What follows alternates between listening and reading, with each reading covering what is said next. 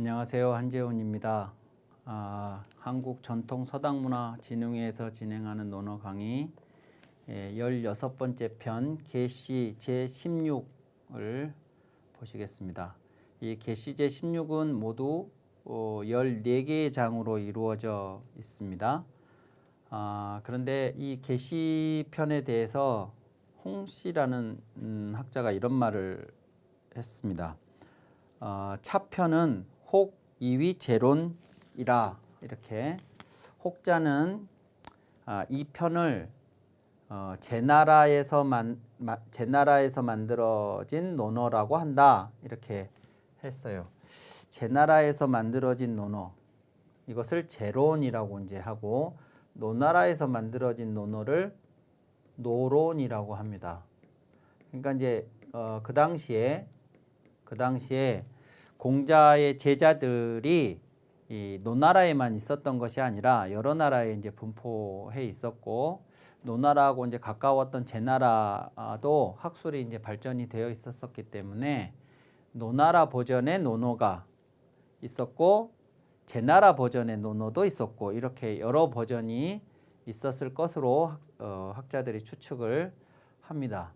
그런데 이 혹자가 이것이 제나라 논어일 거라고 이야기하는 이유는 기존의 앞에서 기술되어 있는 방식하고 좀 다르게 논어가 기술이 되어 있기 때문에 이제 아마 그렇게 판단을 했을 텐데, 말하자면 앞에서 우리가 봤던 논어들은 대체로 이야기들이 짤막짤막합니다. 그냥 뭐 제자하고 문답을 대화를 한다 하더라도 제자가 질문하고 공자가 답을 하는 걸로 끝나든가, 아니면 제자가 질문을 하고 공자가 답을 했는데 제자가 한 번 더 그것에 대해서 질문하고 공자가 답을 한다든가, 뭐 대체로 이 정도입니다. 그래서 뭐 내용이 그렇게 길게 기술되지 않는데, 이 계시 제16 제1장을 보시면 아주 길게 이야기가 서술이 되어 있다든가, 또 뒤에 가면은 또 다른 방식으로 뭐 첫째, 둘째, 셋째 뭐 이런 식으로 뭐 되어 있다든가, 뭐 하여튼 앞에 기술되는 방식하고는 조금 기술 방식이 다르게 기술이 되어 있습니다. 그래서 이제 16편이 제론이라고 누군가가 그렇게 얘기했다고 이제 기술을 하고 있는데, 이것을 주자가 여기에 실어 놓은 것은, 주자도 홍 씨의 말을 빌려서 뭔가 여기가 앞에 쪽하고는 논어가 조금 성격이 다르다 하는 것을 이제 동의하기 때문에 이 이야기를 여기에 이제 실어 놓은 것이고요. 더 크게 보면 논어가 총 20개 편인데 20개 편이 적어도 세 시기에 걸쳐서 그 편찬이 됐을 것이라고 이제 보통 학자들이 얘기하는데, 그럴 적에 세 시기의 첫 번째 시기가 1편부터 10편까지, 그리고 두 번째 시기가 11편부터 15편까지가 두 번째 시기고, 16편부터 20편까지가 그 다음 세 번째 시기일 거라고 이제 그렇게 보는데, 이 16편부터 우리가 지금 보게 될 16편부터 그 다음 이어지는 편들이 어쨌든 앞에 기술된 것들하고는 조금 여러 가지 측면에서 차이가 있어서 이제 그런 그 이야기들이 존재합니다. 자, 그러면 계시 제16 1장부터 보시겠습니다. 이 1장은 상당히 깁니다. 계시 장벌 전유러니 염유계로 현어 공자왈 계시 장 유사어 전유로 소이다, 이랬습니다. 계시가 전유를 치려고 하였는데, 계시가 장차 전유를 치려 하였더니, 이렇게 했습니다. 이 전유는 뭐냐면 노나라의 부용국입니다. 부용국이라는 것은 뭐냐면 처음 그 봉건제도가, 주나라가 봉건제도를 시행을 할 적에 처음에 천자국이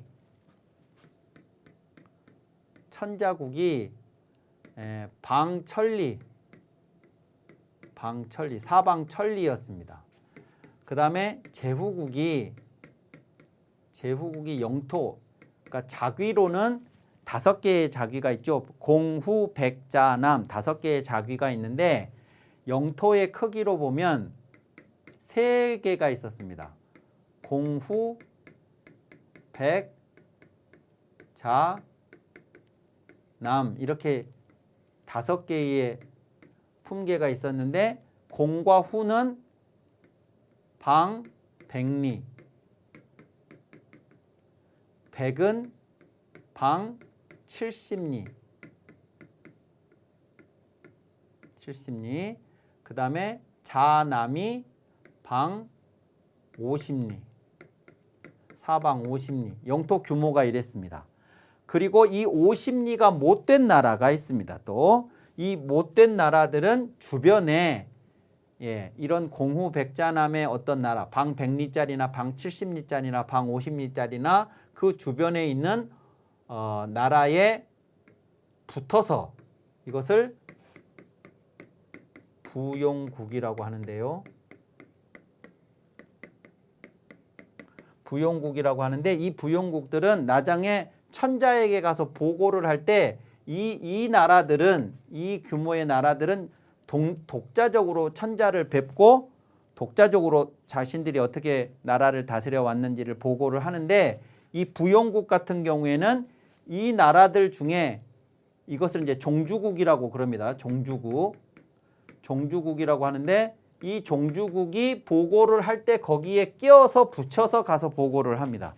그래서 이제 부용국이라고 해요. 이 전유라는 나라가 노나라에 붙어서 이제 그렇게 했던 부용국이다 그런 얘기입니다. 계시는 노나라의 대부인데 계시가 그 노나라의 부용국인 전유를 장차 치려고 하자 염류, 계로가 공자 제자인 염류와 계로는 자로입니다. 자로의 또 다른 자가 계로인데 공자님을 뵙고 말을 했어요. 계시 장유사어 전유로 소이다. 계시가 장차 전유에서 유사 일이 있을 예정입니다. 즉 뭔가 일을 벌일 예정입니다 하고 공자에게 말씀을 드렸다는 겁니다. 자, 그러면 여기 이제 지도를 한번 보시죠. 이게 지도인데 전유가 어디냐? 그러면 지금 현재 중국 지도를 검색을 해보니까 여기 전유 고성 유지라고 해서 여기 이렇게 비석처럼 이렇게 세워놓기도 했습니다. 옛날 전유의 옛 성이 있었던 유지다, 유적지다 이제 이런 뜻인데 요 지역의 밑에 여기 이렇게 보시면 여기 비현이라고 있고 비현 요걸 기억을 하실 필요가 있습니다. 이따가 또 나옵니다. 그 다음에 이제 참고로 여기가 곡부입니다. 곡부. 자, 그러면 이제 여기가 노나라의 수도인데 곡부인데 요것이 춘추 시대의 지도로 보자면 여기가 노나라입니다. 여기가 노나라고 여기가 곡부죠. 여기가 곡부라고 있고 여기가 아까 보신 비라는 곳입니다. 그 비하고 곡부 요만큼쯤에 요 전유라는 부용국이 있었던 것이에요. 여기에서 이제 계시가 뭔가 일을 벌이려고 한다고 공자에게 말씀을 드리니까 공자왈 구와 문의 이시과여와 이랬습니다. 구야 너의 잘못이 아니냐. 그러니까 문의 여와 이렇게 되면 뭐뭐 아니냐 이렇게 됩니다. 이시과여와 너의 잘못이 네가 잘못한 것이 아니냐. 그러니까 무슨 얘기냐 그러면 계시가 노나라의 이제 대부인데 상경이에요. 상경이라는 것은 이제 그 집정 대신입니다. 그러니까 국정을 다 관장하는 그런 이제 신하인데 이 계시 밑에 염류가 벼슬을 하고 있었어요. 가신으로. 그러니까 계씨가 지금 잘못된 지금 일을 벌이려고 하는데 그렇다 그러면 네가 신하니까 그럼 계씨가 그런 일을 벌이지 못하도록 그렇게 했었어야 되는 거 아니냐 그 말이죠. 근데 그런 일을 못하고 계씨가 그렇게 그런 일을 벌이도록 너가 내버려 뒀느냐 이렇게 이제 공자가 말을 하는 겁니다. 그러면서 왜 계씨가 전유를 치는 게 잘못됐는지에 대해서 설명을 해요. 부전유는 이 저전유라는 나라는 석자에 옛날에 선왕이 선대 임금님이 즉 천자가 이위 동몽주 하시고 동몽이 동몽산입니다. 동몽산의 제주 그러니까 이제 동몽산의 산에 제사를 지내는데 그 제사를 지내는 것을 주관하는 제주로 전유라는 조그마한 나라의 임금을 그 제주로 삼았다 말이죠. 옛날에 선왕이. 그리고 또 방역지 중에 있다. 나라의 가운데 있다. 그러니까 노나라 안에 전유라는 나라가 있어요. 노나라하고 떨어진 국정 밖에 있는 게 아니라. 자, 이것을 좀 다시 지도로 보시면 어떻게 되냐? 그러면 요것이 아까 그 지도랑 비슷한데 좀 다른 겁니다. 여기가 아까 비현, 요 비현이 이제 제가 아까 기억을 하셔야 된다고 말씀드렸는데 요 비라고 하는 이 고을이 뭐냐? 그러면 계씨의 정치적, 경제적 본거지입니다. 요 비 땅이. 그리고 여기가 이제 곡부고. 그런데 이 동몽산이 어디 있냐? 그러면 동몽산이 여기 있습니다. 동몽산. 여기 지금 요것은 현재 중국 지도인데 여기에 몽산 이렇게 이제 되어 있는데 여기가 동몽산이에요. 그래서 아까 전유가 요만큼 있었잖아요. 그러니까 이제 요 산에 제사를 지내는 제주로 삼았다. 이제 이렇게 되는 거고. 그다음에 이것을 이제 옛날 지도로 좀 보시면 옛날 지도인데 여기가 이제 태산이 있고 여기가 태산이 있고 여기가 보시면 여기가 비가 여기 요 비가 지금 여기에 있고 곡부가 여기에 있고 예. 요 몽산이라고 하는 것이 여기에 있습니다. 여기. 그러니까 비하고 여기 곡부하고 여기. 그러니까 곡부 요만큼 비에서 요만큼 여기가 되겠죠. 이제 그렇게 되고 전유가 어디냐 그러면 전유가 여기 이렇게 표기가 이렇게 돼 있습니다. 그러니까 이제 전유가 요만큼에 있는 이제 자그마한 나라고 이 동몽산에서 제사를 지내는 그 제사를 관장하도록 선왕이 그렇게 했었다. 지금 그거죠. 그리고 나라 안에 저 전유가 나라 안에 노나라 안에 지금 있잖아요. 요 전유가 그 말입니다. 그러니까 사직지 신야니 이것은 사직의 신하다 그 말이죠. 그러니까 바깥에 있는 외부에 있는 그런 신하 나라가 아니고 사직의 신하이니 하이 벌이리요. 무엇 때문에 벌 그 나라를 치려고 하느냐. 굳이 왜 그 나라를 치려고 하느냐. 그거예요.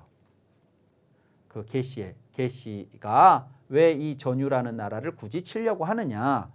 뭐 바깥에 있다 그러면 뭐 영토를 확장한다는 그런 의미에서 뭐 그럴 수도 있겠고 뭐 그렇게 하는데 그러니까 선한 의미로 만들어진 존재하는 나라인데다가 나라 안에 있기까지 하는데 그러니까 사직지 신인데 왜 그런 나라를 치려고 하느냐. 그런 나라를 못 치도록 네가 했었어야 되는 거 아니냐. 계씨를 탓하기 전에 계씨가 잘못 판단을 하는 것은 보필하는 신하들이 가신들이 잘못 보필한 거 아니냐. 지금 그거죠. 그러자 염류가 뭐라고 했냐면 부자 욕지연정 오 이신자는 개 불효가로이다. 부자께서 이때 부자는 공자 선생님 공자가 아니라 계씨를 말하는 거예요. 계씨가 자신이 이제 모시고 있기 때문에 부자라고 하는 거죠. 계씨가 그것을 하려고 하시는 것이지 저희 두 신하는 오 이신자는 계씨하고 염류하고 계로하고를 같이 얘기하는 거죠. 저희들은 모두 개 불효자로이다. 하고 싶지 않습니다. 하려고 하지 않습니다.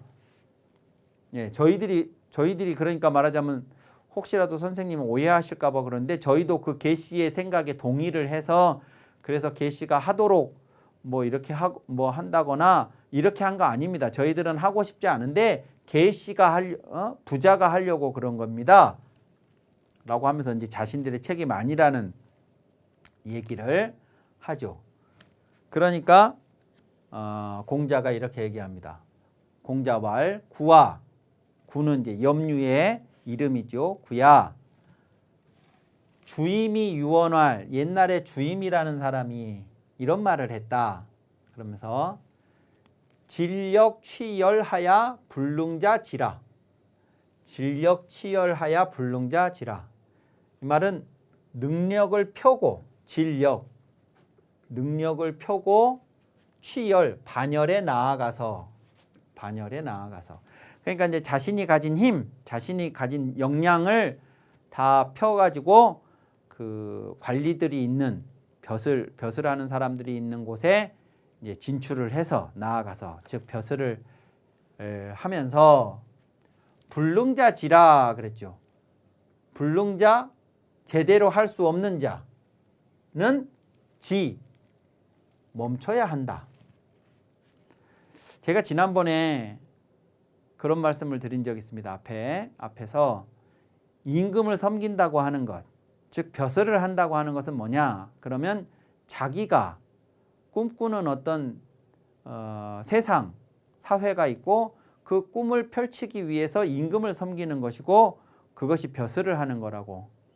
그래서 그 벼슬을 하면서 자기에게 주어진 일을 공경히 수행을 해야 된다고 공자가 말씀하셨는데 그 공경히 수행한다는 것이 자신이 그 일을 수행하는 과정이 곧 자신의 꿈을 좋은 세상을 위한 꿈을 펼쳐나가는 이제 그런 생각을 가지고 그 일에 임해야 된다. 그러다가 만약에 그 임금님이 내 생각을 받아들여주지 않고 내 말씀을 들어주지 않고 내 계획을 써주지 않고 즉 내가 바라는 좋은 세상을 만들어가는 것에 대해서 임금님이 동의를 하지 않으면 나는 더 이상 이 임금을 모실 이유가 없다 하고 사직서를 제출하고 은퇴를 한다, 물러간다 이런 말씀을 드린 적이 있었습니다. 벼슬을 한다는 건 내 꿈을 펼치기 위해서요. 그러니까 이제 펼치는 과정 중에는 내 역량을 다 펴고 반열에 나아가서 내가 할 수 있는 것을 다 해보는데 내가 도무지 안 되겠다. 내 일을 제대로 할 수가 없다. 이래 갖고는 내가 벼슬을 하는 의미가 없다 싶으면 멈춰야 된다는 거예요. 그냥 그 자리에서 그냥 녹만 받아 먹고 더 이상의 뭐 꿈이고 이상이고 그런 거 없이 그냥 주어진 일 그냥 뭐 하고 그냥 먹을 것이나 챙기고 녹만 받아 먹고 월급 챙기고 이렇게 하면 안 되고 나는 저 임금을 바꾸지 못하지만 누군가 더 역량이 있는 사람이 내가 자리를 비켜주면 내가 있는 자리에 와서 저 임금님을 올바른 방향으로 바꿔놓을 수도 있잖아요. 그래서 국정을 올바르게 펼쳐나갈 수도 있잖아요. 근데 그것을 내가 차지하고 있으면 안 되잖아요. 그러니까 그만 거기서 스톱을 해야 된다 그거예요. 주임이 그런 말을 했다. 위이부지하며 전이 불부면 위태로운데 지탱을 해주지 못해요. 위태로운데 잡아주지를 못하고 전이 불부 넘어지는데 부축하지 못한다면 전이 불부. 그러면 즉 장언용 피상의리요. 장차 저 상을 어디에 쓰리요 그랬습니다. 장차 그런 상을 어디에 쓰겠느냐 그랬습니다. 요 상 지난번에 위령공제 15 맨 마지막 장에서 제가 다산 정약용 선생의 논어고금주를 한번 같이 읽어본 적이 있습니다. 거기에서 다산 정약용 선생이 다산이 이 서로 상자가 나무목하고 눈목이 결합된 것인데 그것이 왜 재상의 의미가 되는지 설명을 하면서 요 구절을 인용을 했었어요. 넘어지는 것을 잡아주기 때문에 임금이 거기에 재상이 자신이 넘어질 수 있는 상황에서 재상이 자신을 잡아주는 데 의지하기 때문에 그 재상을 상이라고 한다. 이랬습니다. 그러면 이제 계시는 임금은 아니지만 가신이 그 옆에서 보좌하는 가신이 역시 계시라는 사람의 정치인의 상이라고 볼 수 있겠죠. 도와주는 사람이니까.